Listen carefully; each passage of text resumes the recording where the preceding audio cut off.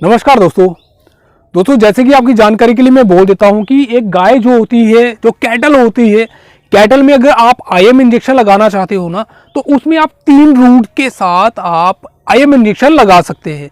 लेकिन वो कहाँ कहाँ रहता है, उसका तरीका क्या रहता है, कितनी स्पेस में आपको लगा देना चाहिए, वो आपको सारा बताने वाला हूँ। क्योंकि सबसे बड़ी दिक्कत ये रह जाती है, कुछ ऐसे वेटनरियन नए भी होते हैं, कुछ पुराने भी होते हैं, कुछ एक्सपीरियंस भी होते हैं, वो भी थोड़ी गलती कर देते हैं और उसके बाद उनको उसका भुगतान देना पड़ता है। और वो गलती होने से पहले ही मैं इस वीडियो के माध्यम से आपको सिखाने वाला हूं कि इसका तरीका क्या रहता है और किस तरीके के साथ परफेक्ट जहां पर लगाना है आपने इनको, वो कहां पे आप लगा सकते हो। तो वीडियो को कंप्लीट देखें, वीडियो को स्किप करके मत देखें।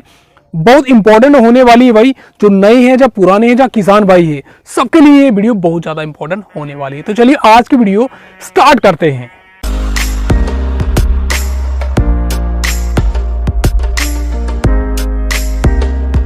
एक गाय में इंजेक्शन लगाने के लिए जब आते हैं तो मैक्सिमम जो इंजेक्शन रहते हैं वो रहते हैं हमारे आईएम।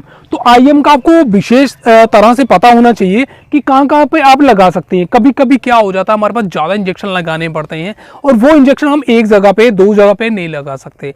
और एक कैटल में 3 जो रूट रहते हैं आईएम इंजेक्शन के, इंट्रामस्कुलर इंजेक्शन के, वो हमेशा 3 रहते हैं जो विशेष रूप से जाने जाते हैं और वहाँ पे आप काम भी करते हैं। चलिए जानते हैं और उसके बाद जगह भी उनकी जान देते हैं। जो सबसे पहला इंजेक्शन कर दिया जाता है और वो कहाँ कर दिया जाता है, वो कर दिया जाता है ये नेक पे। तो नेक पे जो कर दिया जाता है ना, अब नेक पे कुछ लोग क्या करते हैं, कुछ नेक पे कर देते हैं, अब यहाँ भी ऐसे कर दो और यहाँ पर कर देते हैं, ये मिडल में कर देते हैं, कुछ तो यहाँ ऊपर कर देते हैं, कुछ यार यहाँ कर देते हैं। और बहुत सारे ऐसे भी मैंने केसेस देखे हैं जो कि यहाँ पर कर दिए जाते हैं और उसके बाद गाय की बुरी हालत हो जाती है और यहाँ पर बहुत सारा बड़ा जख्म हो जाता है। तो जो सही तरीका रहता है वो क्या रहता है, आपको किस तरह से पता करना है कि आईएम जो इंजेक्शन नेक पे करना है उसको किस तरह से करना है। चलिए मैं आपको इस तरह से बताता हूँ। अब यहाँ पर आप देख सकते हो, जैसे आपको ये चीज दिख रहा है, ये जो ट्रिक बता रहा हूँ ना मैं आपको, इसको याद रखना भाई, ये बहुत इंपॉर्टेंट रहते हैं, ये कोई नहीं बताएगा वो चैनल पे, ठीक है। तो ये जो इसकी टांग दिख रही है, यहाँ से इसका मसल ये दिख रहा है, तो जैसे ये आपको बोन ये दिख रहा है ना, तो भाई याद रखना, यहाँ जब आप इस तरह से हैंड करोगे ना, ये हैंड करोगे, तो हैंड करने के बाद भाई ये जो स्पेस यहाँ पर आपको दिख रही है ना, ये याद रखना कि इसकी यहाँ नहीं, इसके यहाँ नहीं करना है आपको। ये जो हड्डी करनी है इस तरह से जाना है, यहाँ से आपको, जहां से ये जॉइंट किया हुआ है ना, ये मसल, यहाँ पर हड्डी आपको दिख रही है, यहाँ पे ऊपर जाओगे तो आपको मसल दिखेगा। ये मसल दिखने के बाद भाई आपको याद रखना है, यहाँ से हमारा इंजेक्शन हो जाएगा इस तरह से, मीन्स की इस तरह से हो जाएगा। और ये जो हमारा पार्ट रहेगा, अभी जैसे ये मेरा बन रहा है, ये थोड़ा कम बन रहा है, आपको ये करना है, यहाँ से इस तरह से लेना है और यहाँ से इस तरह से लेना है और यहाँ से इस तरह से लेना है। मैं से इस तरह, ये जो पोर्शन मेरा दिख रहा है ना, यहाँ से लेके और ये जो पोर्शन रहता है ना, ये जो सबसे अच्छा पोर्शन रहता है नेक के लिए। अब यहाँ से अगर मैं निडल इस तरह से घुसाऊंगा ना, तो बड़ी आसानी के साथ भी चली जाएगी और उसके बाद भाई इसको कोई नुकसान भी नहीं होगा। याद रखना, जो नेक का इंजेक्शन रहता है वो सबसे खतरनाक रहता है, गलत जगह पे लग जाए तो वही आपको लेने की देनी पड़ जाएगी। तो इसलिए याद रखना, ये जो आपको दिख रहा है और यहाँ से आपको दिख रहा है, तो आप ये जो दिखोगे तो आप यहाँ पर लगा सकते हो। यहाँ से आपका ट्राइंगल बनेगा, ये ठीक है, और ये यहाँ पर आप मिडल में मजे से कर सकते हो, आसपास भी हो जाएगा लाइन के पास, तो कोई दिक्कत नहीं है।